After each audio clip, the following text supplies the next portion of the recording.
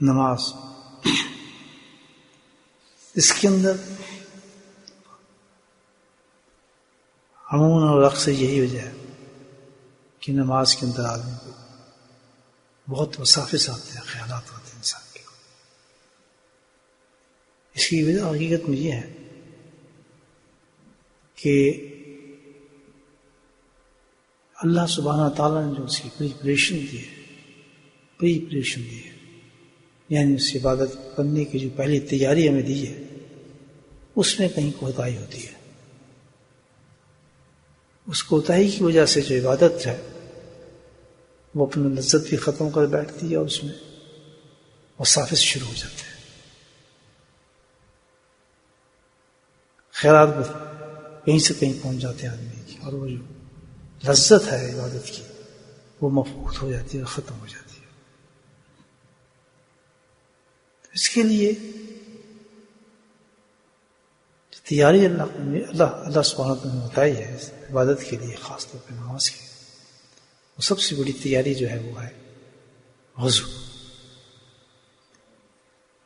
جب یہ کیفیت انسان کی عبادات میں ہوں، وساوس ہوں، لذت میں ہو، بہت سی جو کیفیت ہے خاص طور پہ نماز میں، تو اس کی مین وجہ کیا ہے؟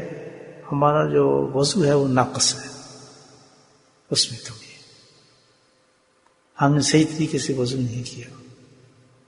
ابو ہریرہ رضی اللہ تعالیٰ نے اس کو روایت فرماتے ہیں کہ نبی کریم سے اس نے ارشاد فرمایا، تم میں سے جو شخص سو کر اٹھے اور وضو کے لیے جائے تو اس کو چاہیے کہ وہ اپنے ناک کے نتنوں کو اچھی طرح سے صاف کرے. سن کے، یہ لفظ اردو میں سنکنا سمجھتے ہیں، ایسے کرتے ہیں ناک کو صاف کرنا، اس کو سنکنا کہتے ہیں. تو اپنے ناک کے نتنوں کو اچھی طرح سے زور سے سن کے، کیونکہ ناک کی ہڈی پر جو شیطان جو ہے وہ ساری رات وہیں بیٹھتا ہے، جماتا ہے، اڈا اس کا وہی ہے. جس میں کل عرض کر رہا تھا کہ ہمیں تو چیزیں نظر نہیں آتی، لیکن ہمارا سکین جو پورا ہمیں نظر آ جاتا ہے، اور وہ کس طرح سے کہ نبی پاک صلی اللہ علیہ وسلم نے جو ارشادات فرما دی وہ سکیننگ ہے ساری. وہ بتا رہے ہیں کہ یہ حال ہو رہا ہے تمہارے اندر، یہ ہو رہا ہے، یہ چاہے گا، یہ وہاں چکا بیٹھا ہے. ایک ہی چیز آپ نے حدیث میں بتائی ہے، سکین کر رہے ہیں پورا ہمارے جسم. اتنا بڑا سکین کیا ہے اللہ کے نبی صلی اللہ علیہ وسلم نے کہ جو کوئی مشین کر ہی نہیں سکتی. آج تک کوئی ایسا نہیں بنایا کہ شیطان کو بیٹھا دیکھ لے. دیکھ سکتا کوئی؟ اور کتنا انفارمیشن ہے اس میں کہ ساری رات وہ وہیں بیٹھتا ہے، اس کا اڈا یہی ہے، پورا جسم ہے حالانکہ. دیکھیے